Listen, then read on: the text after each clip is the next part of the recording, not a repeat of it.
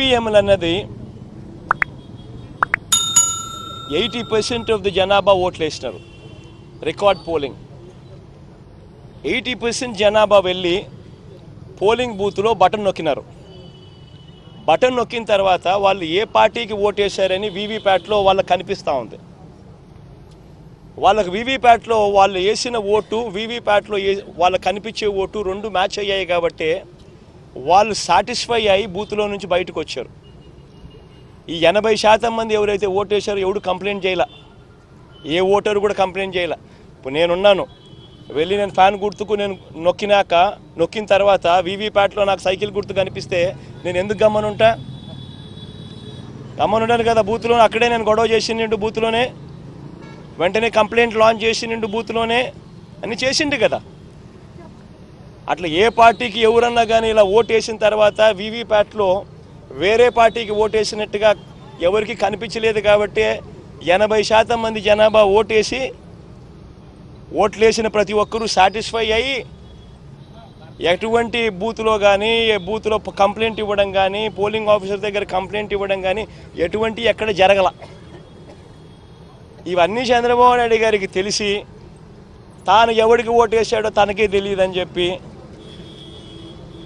సినిమాలో ఒక సినిమాలో విలన్ పాత్ర పోషిస్తూ డ్రామాలు చేయడము ఎంత మటుకు ధర్మం చంద్రబాబు నాయుడు గారిని అడుగుతా ఉన్నా.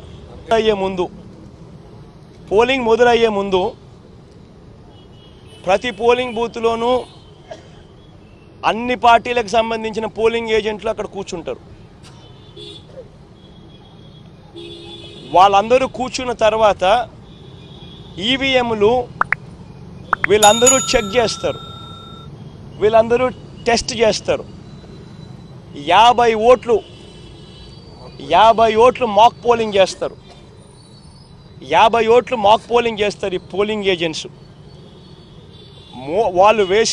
వాళ్ళు నొక్కిన గుర్తు వీప్యాట్లో వాళ్ళకు స్లిప్ ఏదైతే బయటకు వస్తుందో ఆ గుర్తు రెండు మ్యాచ్ అయినాయా లేదో చూసుకుంటారు. చూసుకున్న తర్వాత వీళ్ళు సంతకాలు పెడతారు, పోలింగ్ ఏజెంట్ సంతకాలు పెడతారు. మేము వెరిఫై చేసినాము 50 ఓట్లు ఒక్కొక్కరు 50 ఓట్లు వెరిఫై చేసినాము, ఈవీఎంలు బాగా పనిచేస్తూ ఉన్నాయి అని సంతకాలు పెడతారు.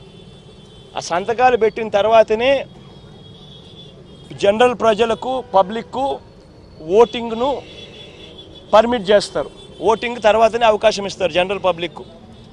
మరి ఇటువంటి తెలుగుదేశం పార్టీకి సంబంధించిన ఏజెంట్లే అన్ని పార్టీలకు సంబంధించిన ఏజెంట్లతో పాటు కలిసి నొక్కి వీవీప్యాట్లలో కూడా దాన్ని చూసుకొని కరెక్ట్గా అన్నీ పనిచేస్తూ ఉన్నాయని చెప్పి వెరిఫైడ్ అని చెప్పి సంతకం పెట్టి పోలింగ్ ఆఫీసర్లకు ఇచ్చిన తర్వాతనే పోలింగ్ మొదలైంది.